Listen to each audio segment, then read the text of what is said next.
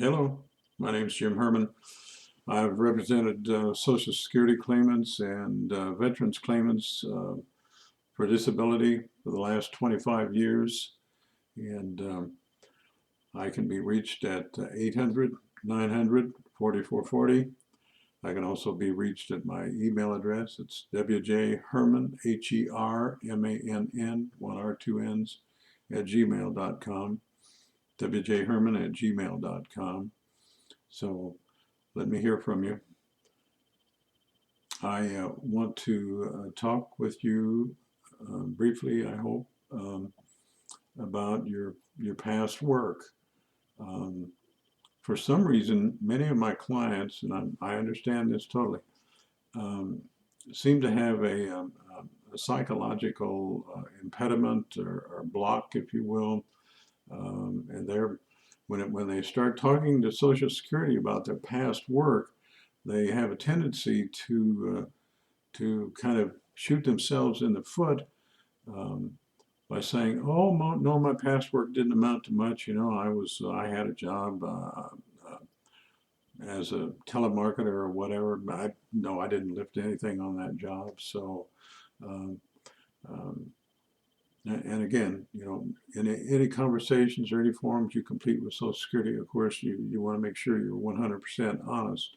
But the point is, you want to make sure you don't shoot yourself in the foot either. And we'll go into this in more detail.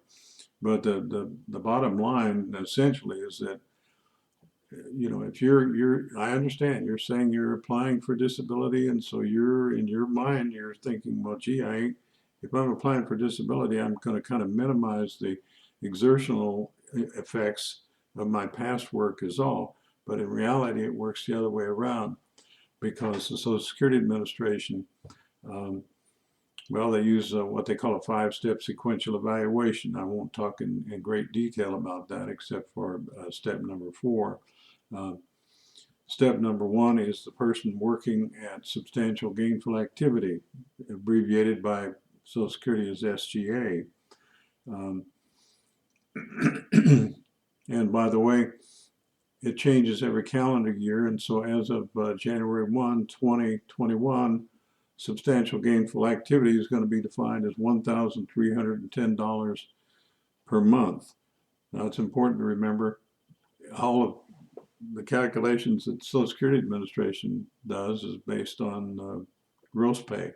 They're not interested in your take-home pay. I know you and I are interested in your take-home pay because that's what you have left to spend.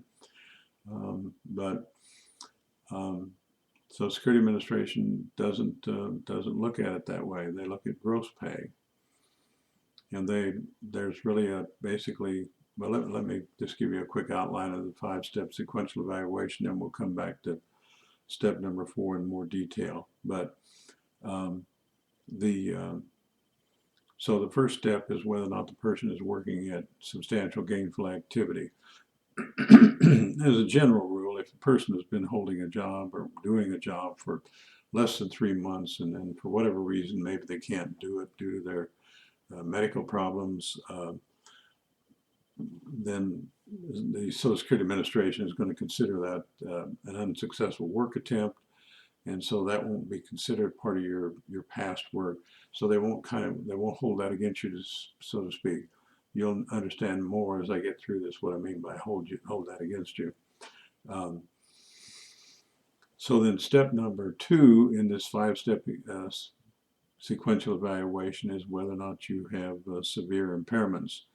The threshold for a severe impairment is relatively minimal. Um, the Social Security Administration simply looks at that in terms of, does a person have a diagnosis or an impairment that more than minimally impacts their ability to work a full-time job? So that's a fairly low threshold. Step number 3 is whether or not you meet a listing. Listings are definitions that have been set up by doctors, defined by doctors over the years. They're definitions of certain specific medical conditions, and then there'll be a determination made as to whether or not you meet or medically equal a listing based on your medical records, and in some cases based on what we call a medical source statement, a document that maybe your treating doctor has written for you, says to saying whether or not you can work.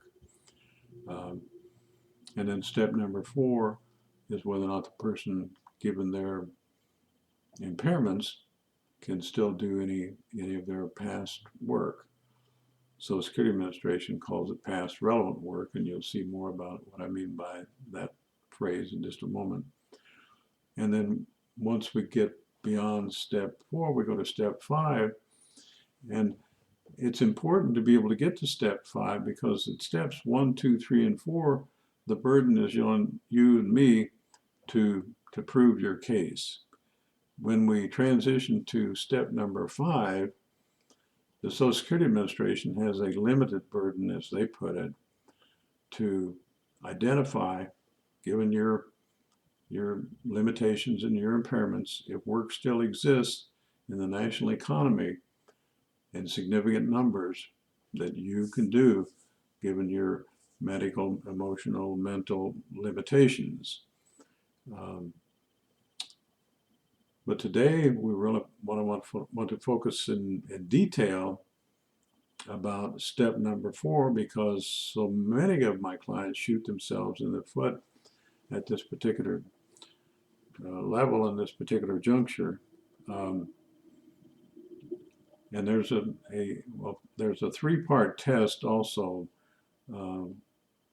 that the Social Security Administration utilizes to determine whether or not they consider your past work, what they call past relevant work.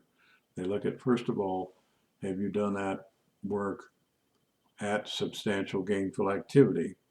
And as I indicated, that amount changes every year. This year it's going to be 1,310, this in 2021, 1,310 gross pay per month. In many cases, we're able to use an averaging of what your earnings have been for the past several months or for the past year.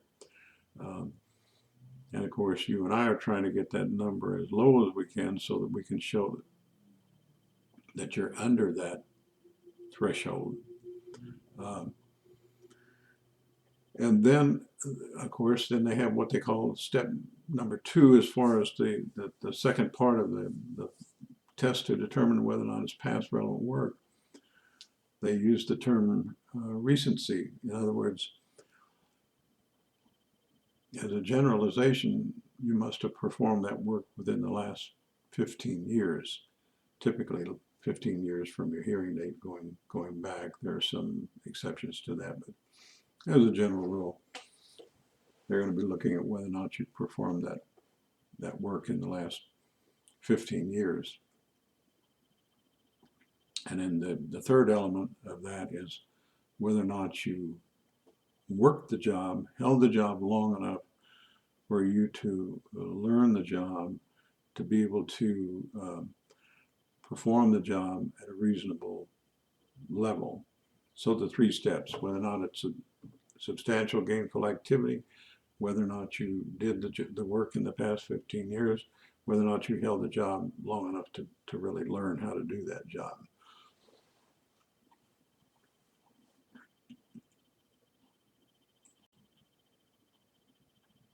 Now again, you want to force yourself to recognize that you're shooting yourself in the foot if you say, even though maybe the work was fairly strenuous, but if you're saying, because psychologically, as I mentioned earlier, you find yourself now in a state of mind that you're applying for disability, so you want to minimize the exertional requirements of your past work. So don't do that. Don't shoot yourself in the foot. Be honest, but don't minimize your past work requirements. When we say requirements, we're talking about whether or not you had to be on your feet and to what extent you had to be on your feet, how long, maybe what percentage of the workday. We're also talking about how much weight you had to lift on let's say, on a fairly regular basis, and how much weight you had to lift just on maybe a rare or just seldom. And of course, when it comes to weight, whether you be on a form that you're filling out, what Social Security calls a work history form, or a conversation you're having with somebody at the Social Security Administration, be sure you follow the advice that I'm offering in today's discussion. And particularly significant when you get to your hearing, if it's necessary for you to get to a hearing. Our goal, of course, is to get you approved as rapidly as we can, and to get you approved so that you don't have to wait for a hearing. But by the way, the Social Security Administration is doing a good job right now, relatively speaking, in terms of the time frame. It's the lengthy waits for a hearing that we had in the past are getting shorter and shorter all the time, but that may change. When I say it may change based on the number of people who apply for Social Security disability, and that's another matter. So we'll save that discussion. But you also want to make you also want to describe all of your past work, if you can accurately and honestly do so, as what Social Security Administration calls a composite job. A composite job is simply a job that it would take more than one job title to accurately describe that job. Let's say, for example, maybe you worked as a cashier. Maybe you spent a good deal of your time, though, stocking shelves. And maybe also part of your time was also spent cleaning. So in a way, in essence, it may take 3 job titles to describe that job as a composite job. And you want to describe all of your past work as a composite job if you can do that. And you'll see a little bit later in the discussion why I say that. So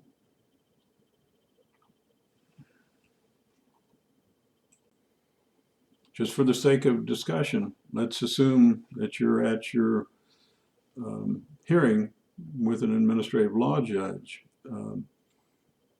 Hearings are made up of 3 parts, and I'll just summarize those parts, but we'll talk in detail about those in another discussion. Part number 1 is a discussion about your past work, and then the administrative law judge has to make a determination of whether or not that is categorized as past relevant work, as I mentioned earlier, meeting that 3-part test. Did you perform it at substantial gainful activity? Did you perform it long enough to learn the work? And was it performed within the last 15 years? But, and a good bit of our time sometimes is taken up in a hearing talking about your past work.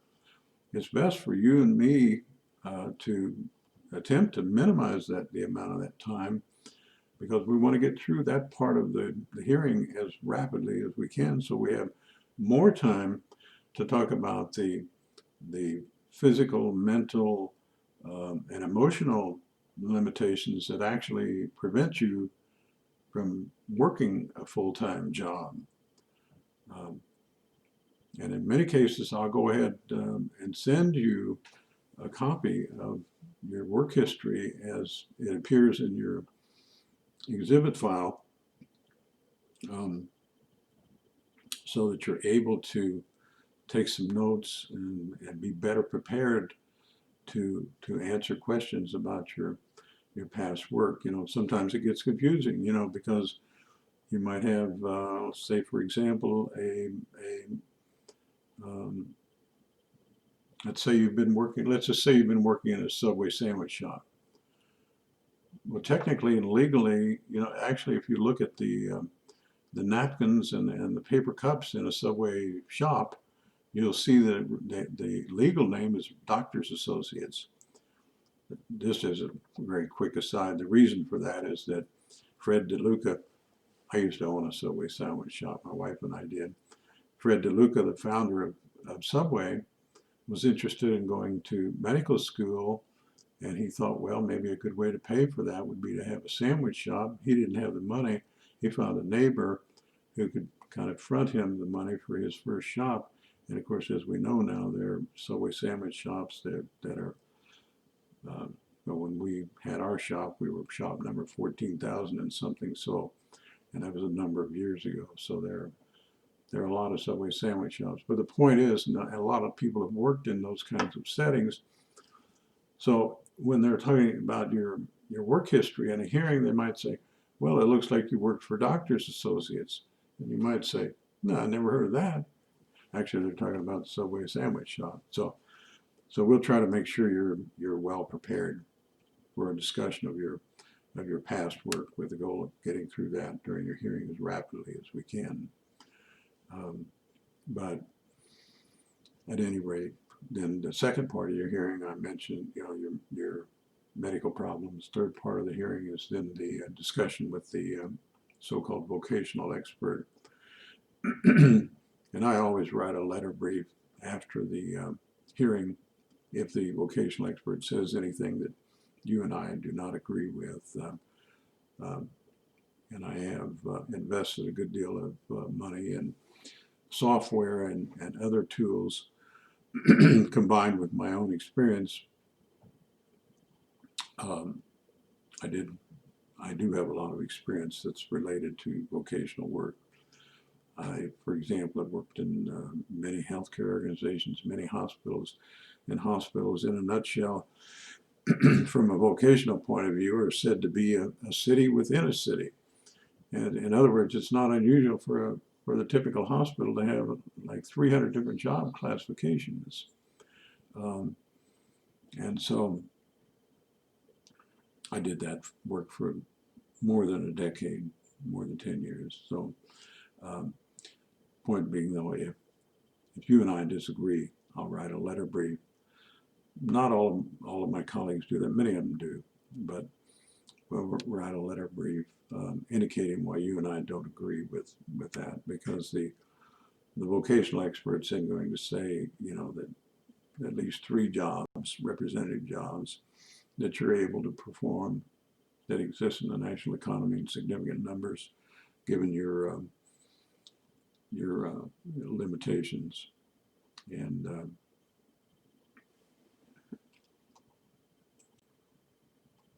so it's important for us, you and me, to to get through that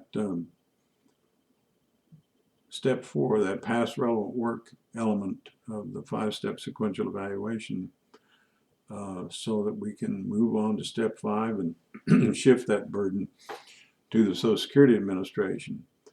And there are a couple of specific ways that you and I can work to our advantage, because the administrative law judge is at some point going to make a finding as to whether or not you can do that work, that past relevant work, as generally performed or as actually performed. Actually performed is the way you did it. And that actually performed is going to be based on your personal description of your past work. That's why it becomes so important for you to make that past work in an honest way, as exertional and as heavy and as strenuous as you possibly can, because you and I want to make sure that there is not going to be a finding that says you can still do that past work. And so if the administrative law judge makes a finding that you can do that work as generally performed, that simply means, little frog in the throat, sorry about that. That simply means that they're going to look at the Dictionary of Occupational Titles, often referred to as the DOT, and see how the job is defined in the Dictionary of Occupational Titles, and then make a determination as to whether or not you can do that job as defined. And that's what they mean when they say as generally performed. And then they're also going to make a finding as to whether or not you're able to do any of your past relevant work as actually performed. And I know I'm repeating, but it's so important that you can, in effect, prevent the administrative law judge or any adjudicator at the agency from saying you can do that work as actually performed by making sure you accurately describe how exertional, and the more exertional the better, that work was performed by you in your past. And so it's just critical to the outcome of your hearing as to whether or not you're going to be approved. And to summarize, we want to make sure that the administrative law judge does not want to find that you can do that work as generally performed, as described in the Dictionary of Occupational Titles, and that you're not going to be able to do that work as actually performed based on your own personal description as to how exertional that particular work was. And again, that step 4 discussion is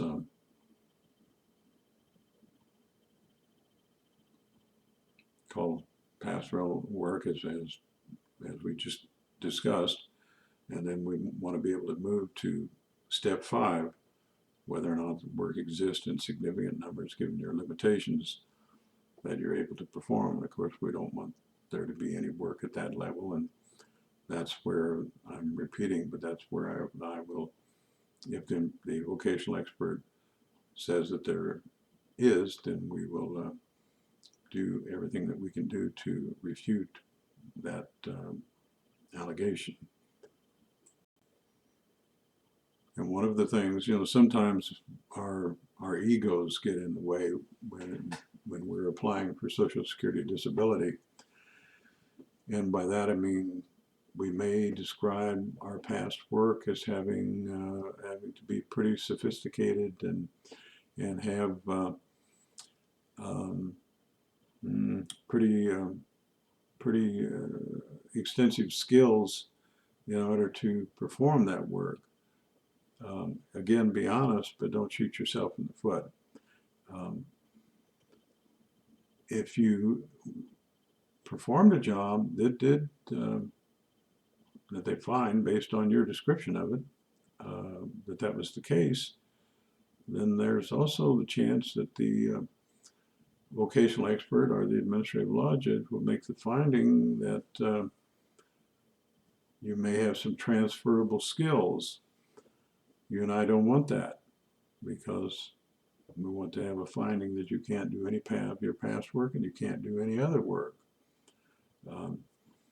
If you're working part-time, be careful.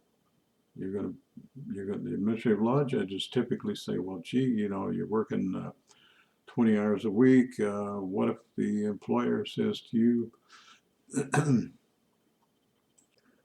if we offer you 40 hours a week, are you going to be okay with that?